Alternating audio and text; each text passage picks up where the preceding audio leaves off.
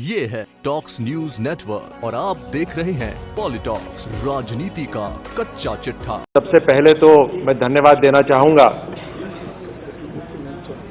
माननीय गडकरी जी का, हमारे जनरल वीके सिंह जी का, कि जिस तरह से देश के अंदर सड़कों का विस्तार हुआ है, पूरा राष्ट्रीय राजमार्ग का जो नेटवर्क फैला है, जिस गति से काम हुआ है वो बहुत अभूतपूर्व है।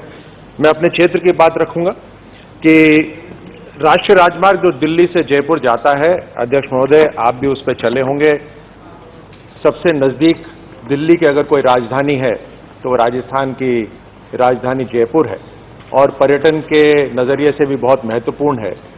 इस सड़क पर जब पर्यटक चलते हैं या जो काम के लिए जाते हैं,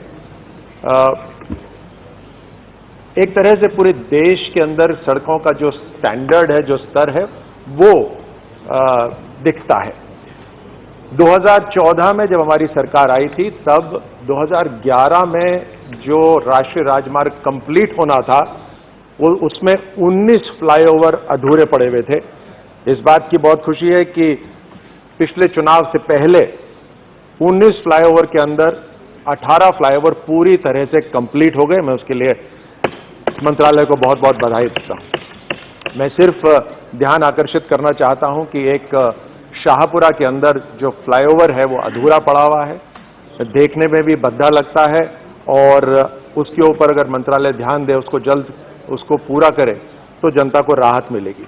दूसरा, अगर आप जयपुर जाएं तो शाहपुरा मनोहरपुर के पास में बहुत सारे ट्रक खड़े हुए आपको मिलेंगे रास्ते के ऊपर।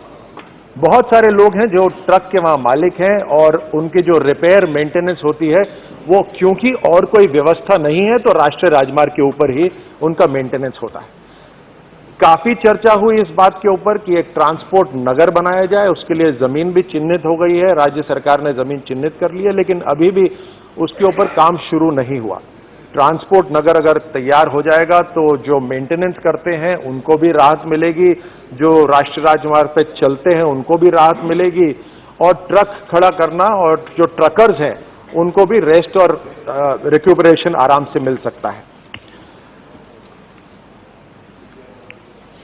हमारे क्षेत्र के अंदर दौसा मनोहरपुर नेशनल हाईवे तैयार कराया 160 करोड़ की लागत से, पावटा नरेड़ा सड़क तैयार करी 60 करोड़ की लागत से।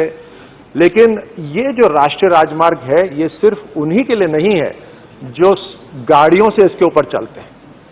इसकी जो योजना बनी, जिन्होंने भी पहले बनाई, उन्होंने इस बात का ध्यान नहीं रखा कि ये गांव को काट देती है बीच में से। अगर खेत एक तरफ है तो मकान दूसरी तरफ है, स्कूल दूसरी तरफ है तो रिहायशी एरिया अलग तरफ है। आप यकीन मानिए कि सड़क पे 100 किलोमीटर की रफ्तार से गाड़ी चल रही होती है और बच्चे अपना स्कूल बैग लेके रास्ता पार कर रहे होते हैं, या महिलाएं सामान लेकर रास्ता पार कर रही होती है, या बुजुर्ग। ये हर साल एवरेज 100 हादसे होते हैं राष्ट्रीय राजमार्ग दिल्ली जयपुर। उसके लिए फुट ओवर ब्रिजेस और व्हीकल अंडरपास, ये सारी लिस्ट, अभी आपका समय नहीं जाया करूंगा, सारी लिस्ट है। मैं यही आग्रह करूंगा मंत्रालय से कि इसके ऊपर ध्यान देकर जिस शानदार तरीके से राजमार्ग पूरे देश में बढ़ रहे हैं, जयपुर दिल्ली जो राष्ट्रीय राजमार्ग है वो एक तरह से एक बहुत ऊंचे स्तर का बने, यही मेरी रिक्वेस्ट है। बहुत बहुत धन्यवाद। ये है टॉक्स न्यूज नेटवर्क और आप देख रहे हैं पॉलिटॉक्स, राजनीति का कच्चा चिट्ठा।